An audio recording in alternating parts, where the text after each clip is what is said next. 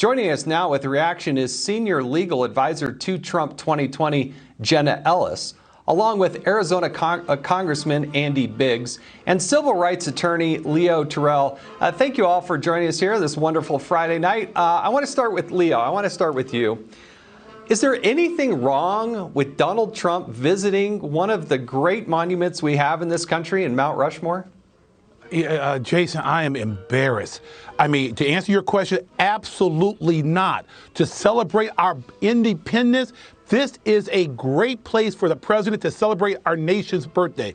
But that tweet that I want people to hear that, the Democratic Party calling this a white supremacy meeting. It's the race card at its highest level, and that came from the Democratic Party. They knew it. And if they want to find a racist, all they need to do is go back to Joe Biden insulting every African American if you don't vote Democrat. And then secondly, Kamala Harris calling Joe Biden a racist. The bottom line is simply this. If you are a Democrat, you could be a racist. But the point here is you accuse the Republicans of being racist, and there is no evidence of that whatsoever. It is embarrassing, and I'm embarrassed to be a Democrat tonight. Congressman Biggs, I want to go to you. You know, politicians of all sorts, every end of the political spectrum, they wrap themselves in the flag. They do things like visit Mount Rushmore. I mean, we had Hillary Clinton visit Mount Rushmore. You had Barack Obama visit Mount Rushmore. You had Bernie Sanders visit Mount Rushmore. I never heard any of this from the Democrats. And now all of a sudden, this is some sort of white supremacy event? Yeah, I mean, Donald Trump has had so much success, and he's living in their heads. I mean, you've got an iconic president going to an iconic monument, and he's going to give an iconic speech about how great America is. And all they've got for it is they're going to play the race card. They're going to yell and scream and bellyache. But the reality is, this is what the president should be doing. And if we were in a rational time, I would say this is a time that he can emphasize a more perfect union. And this would typify that, as opposed to the division that they're trying to sow. Jenna, I got to tell you, you're with the Trump campaign. When I was a member of Congress, and Kristi Noem, who's now the governor of South Dakota, when she was serving in Congress, she told me about a meeting she had with Donald Trump when she very first went in there. Donald, this is 2017, and she said she invited Donald Trump. She said, when I become the governor of South Dakota, I want you to come here for 4th of July. And she said it was amazing. Had this great conversation with the president talking about, hopefully, when I become governor, you can come out. Now it's actually coming to fruition. And the Democrats are trying to change the reality of what actually happened and how that invitation even started.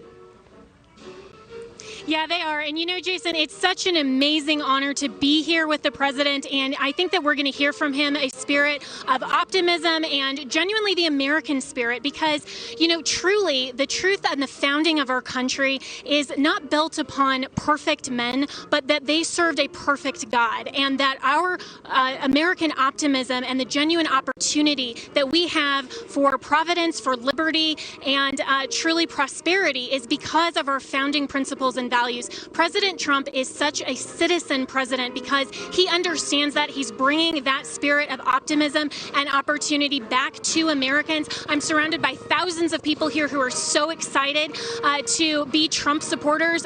You know, as my dad and I were coming in today, we saw all of the flags, all of the Trump 2020. If you get out of the swamp, you get out of the fake news media, you get out of Joe Biden's basement, you see that America loves President Trump because he has emboldened us with true and genuine leadership as the Republican Party, but even more as Americans, because we're built on that eternal truth and that recognition that we're all created equal. And it's only through that equality and prosperity that our principles and our rights have been endowed by God, our Creator, that then we can genuinely be so proud to be Americans. And I'm proud to be an American standing in front of Mount Rushmore. This is not a symbol of white supremacy. This is a symbol of imperfect men who recognized the truth of God.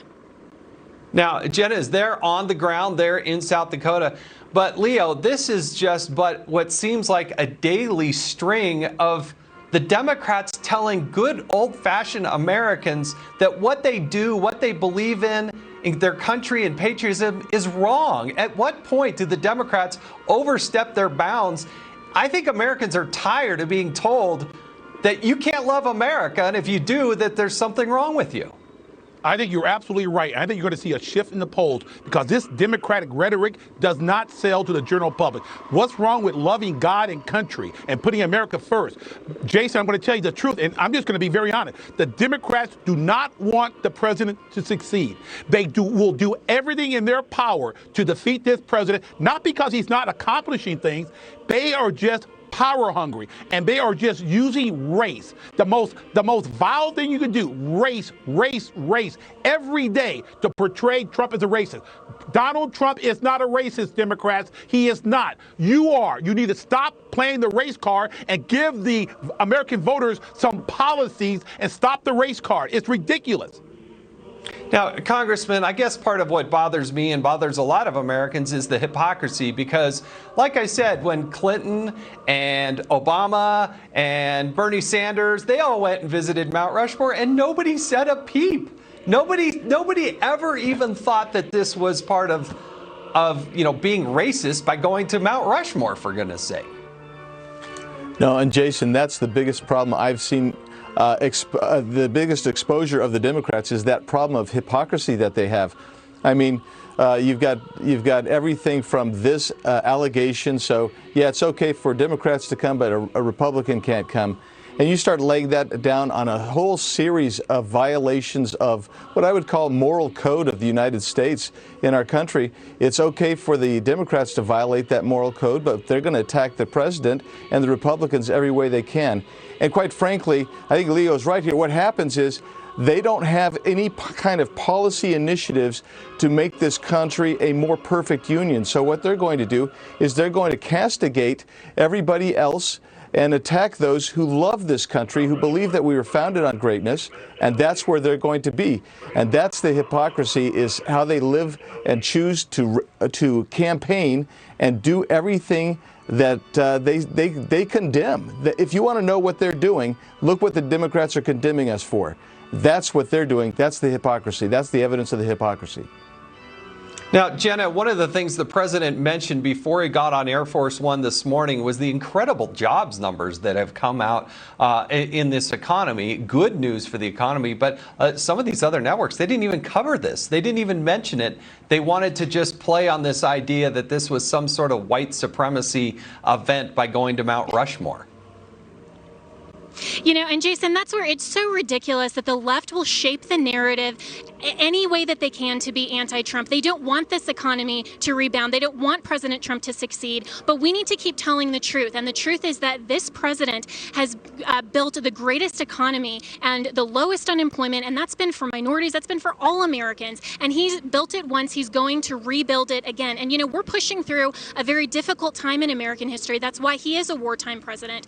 But he is going to push through in leadership. And we've had so many other things in our nation's history that we have had to push through with courage and with leadership. And the Democrats want to halt that. They want to always focus on the negative. We have to reject the premise of their arguments, and we have to push forward in truth, which is that President Trump has built it once, he will build it again, and he is the only option for 2020 that will secure and protect our rights and liberties that our founders recognized are given by God, our creator, not our government. And he understands it's the sole purpose of government to preserve and protect those rights. That is not what Joe Biden or the radical left stands for. They want more power. They don't want to give you liberty and freedom. No, I do. I think the whole election is going to be about liberty and freedom and the economy. And I don't see that Joe Biden has any economic agenda.